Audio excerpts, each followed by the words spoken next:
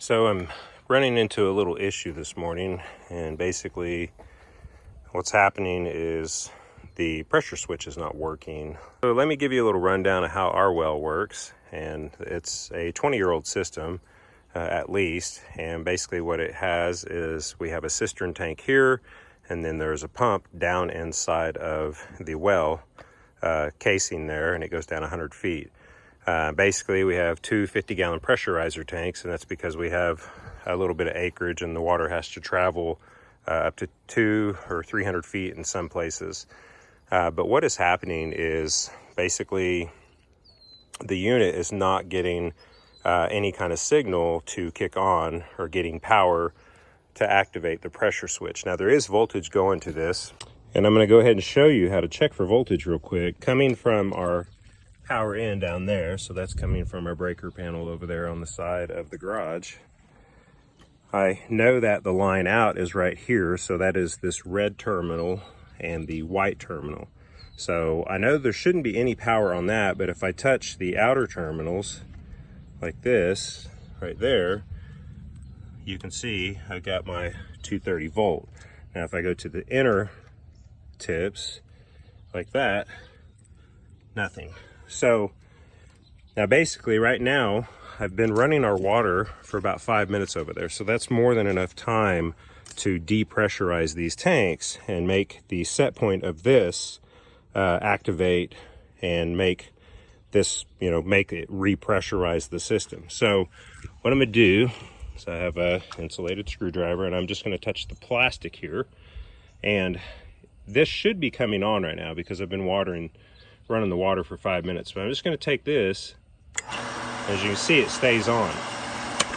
So that tells me that I know the set point on this is working because it is activating based off of the pressure in the in the line here. So I'm going to go ahead and turn this off. We're going to let this pressurize. And what was happening before is the switch was not deactivating, so it was staying closed like that. You can see all the contacts are still touching, and so it was sending power down to this. Now luckily this has its own set point pressurizer in it so that it'll shut down, but sometimes some of these things will fail and you'll start tripping your breaker. And it wasn't off for very long, but maybe 10 minutes is when we noticed we didn't have any water pressure. So see, it shuts off. So I know that it's sending the pressure to the system and everything is deactivating based off of the pressure being built up, but nothing is allowing this to come on when the pressure decreases. And what I'm thinking it is probably I'm not getting any kind of pressure on this gauge here. And from what I have researched, the most common issue is this little nipple here, and that's because they get very, very corroded. So I'm going to first test this by taking all of this apart and replacing this nipple here, and I'll probably go ahead and come all the way down to where it comes into the pipe and just replace this whole little unit. And that's what I'm going to start with first. I'm going to go ahead and I'm going to turn the water back on here. I'm gonna let it run once again. And just after a few minutes, I should be able to see, this thing should come on because the pressure has decreased. But I'm thinking that this is so clogged that once the pressure gets in the system, there's no way for it to basically shut down.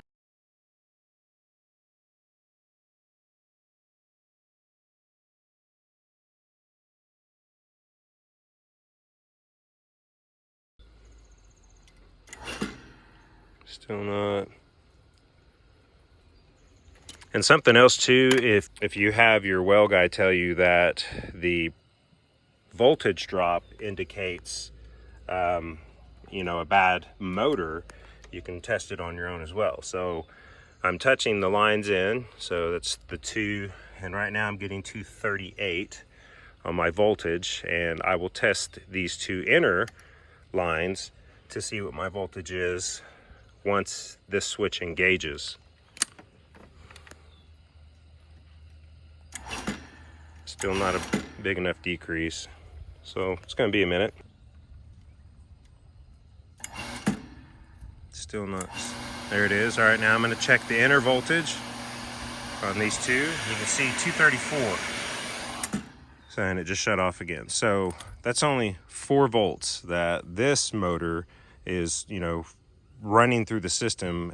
That's the 4 volts is what the voltage drop is on this. So I know that this motor is still operating well within range and it's not causing a strain on the system.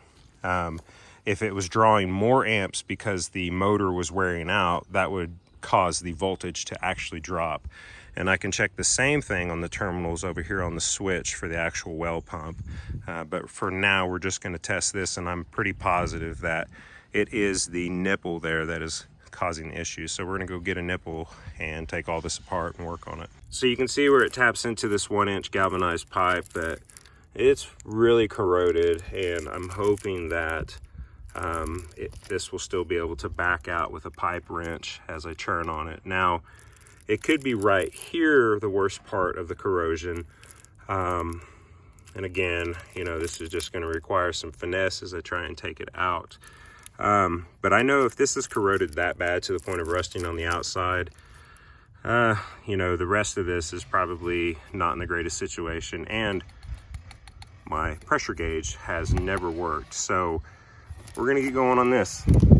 I'm just going to give this a quick little test turn to see if this whole thing's going to break.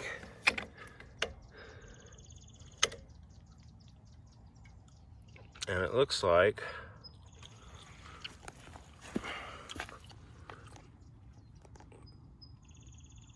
it's going to come out without breaking. So that's good news. So I'm just going to get the nipple for now and not get into everything else. So I was going to write me a list, but this is what I need to fix right now. All right, so I just got back from the depot, and they have all this in the irrigation area, and then these are on the same aisles too. And of course, I just got the same nipples that were already there. And I decided to go ahead and pick up a new pressure switch because, well, this one has been frozen a couple times, and because of its age, and I know that there's already issues in that area, and I'm going to have to take the wiring off anyways, I'm just going to replace that unit as a whole. So I'm just using the blue Monster tape, and then to lubricate, I'm using a non-lead, the number 5 slow dry pipe sealer. So I'll get all this put together, and I'm going to set you right over here while I do it. Oh, but first things first, I'm going to go ahead and shut off the well pump and the pressure pump.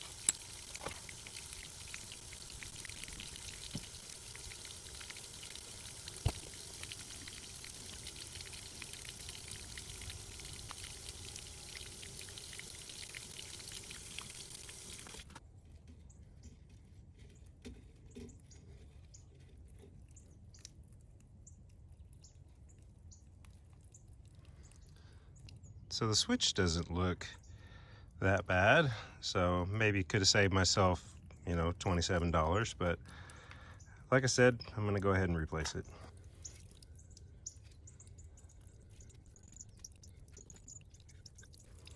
Yeah,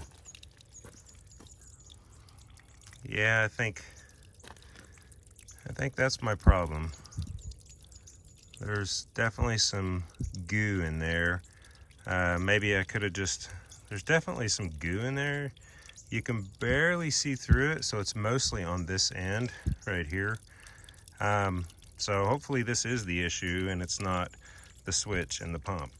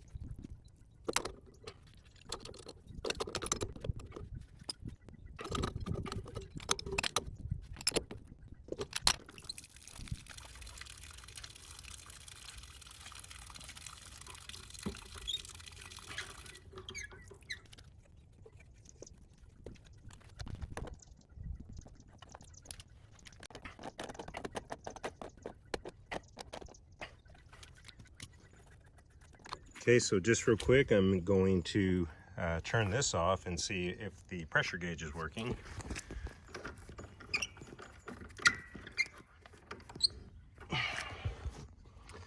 And already, it's already building up pressure. So that, for me, is a huge plus because it's never worked, and I've always wanted to know what operating PSI this was at. I was always assuming 60, like, you know, standard household, but we're gonna let that pressure back off and get this wired up.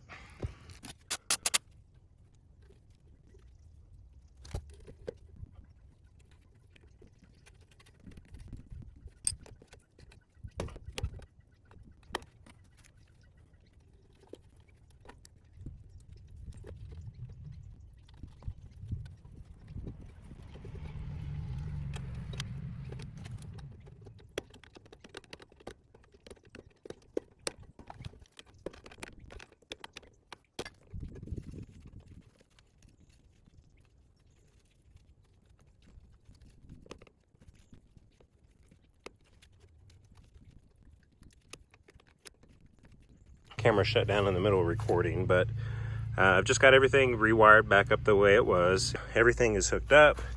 No power yet, but I'm gonna go ahead and shut this off again. Now that I've shut that off, I'm gonna go ahead and see how things are pressurizing, and I'm so happy to have this because now I can use that to also see what the set point is for this, and if I need to, I can adjust this using the instructions that came with it. But let's just assume everything works as it should. I'm just gonna turn the power back on and let the system pressurize. Now you probably noticed too that I stopped using the pipe sealant, and it was just because with the water running and everything, it was too much of a mess to deal with. We're gonna go ahead and kick the power back on and see what this does, you know, right off the bat. Come over here and I'm gonna first turn the well pump on, and now the pressure pump. And already the pressure pump is working.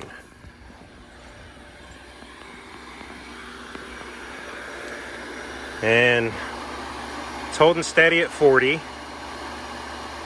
So we're gonna see, it has to build this tank back up. So that's 50 gallons. So it's gonna run, build that back up. And we're gonna see what its set point, what it stops at.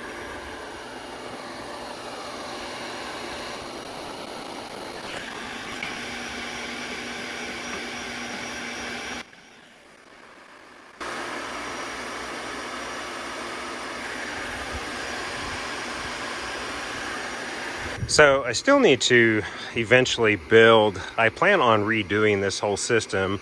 I'm not worried about the casing for this well, and it goes down 100 feet, and that's pretty good for the area we live in. It is still very hard water, but we can usually take care of that with a decalcifier or just adding salt into the system. But we're probably gonna go the decalcifier route because we use a lot of this water because we don't want to introduce salt because of gardening. So we could put a large filtration system here, or we could put one on the house, and we're still working on all that. But eventually I plan on getting all of this up here because there's plenty of space, and then I can just put walls around this entire unit and kind of close this in and keep it warm in the winter, or warmer. But you can see I'm already up on the front edge, so there's going to be a lot of, I'll probably have to churn this whole system that way, and a lot of the electrical will have to be redone. You can see that this is just really wobbly. It just needs to be tightened up, and I don't know what all is going on with the rest of the well, but you know, there's just black tape holding a cover on that, so I want to take care of that too. But so far everything's looking good. It's building up to 40 PSI. We're going to see how much further it goes.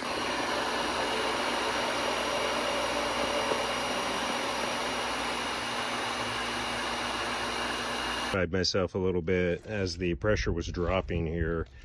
I realized I had not turned the water from the cistern back on, so I'm hoping that I didn't pop something in here. So we're going to go ahead and turn the pump back on and see if it will build pressure back up, because I ran it dry. So my mistake, you know, things happen.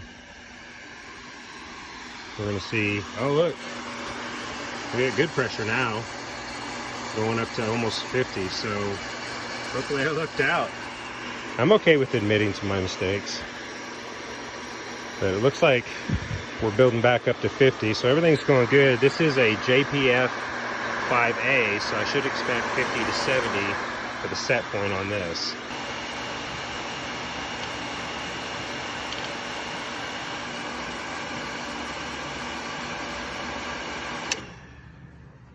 All right, there you have it. Shut off just over 60 PSI, and the switch is disconnected as they should. So even though the pipe wasn't seriously corroded, I do think that some of that gunk had gotten its way up into the diaphragm. And so honestly, it probably wasn't all of this that was bad. It was probably just the pressure switch diaphragm. But I'm gonna go ahead and take this thing apart. All right, one-handed here. Here's the moment of truth.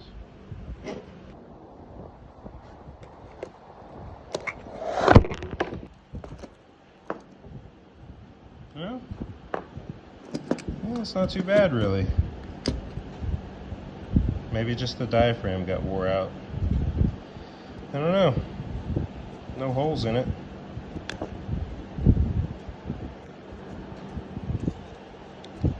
I really think it was just the gunk in the nipple. So, oh well, got a new one. There you have it. All in all, this took me about, between diagnosing and getting the parts, a couple of hours, and to put it back together. And so now we can just go ahead and test to make sure it comes on like it's supposed to. And we've got water running.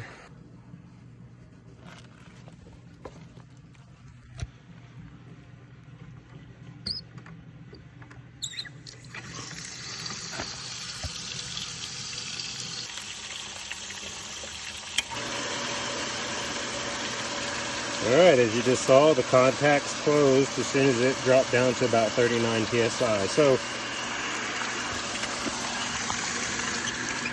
turn that off. So you can adjust your set point using, you can adjust the pressure of the diaphragm or the set point of the diaphragm, to release sooner if you want by going through these, by adjusting these two springs here, or by adjusting these two nuts on these springs. But I'm not going to worry about it. This is really, right out of the box, everything is working just like it should.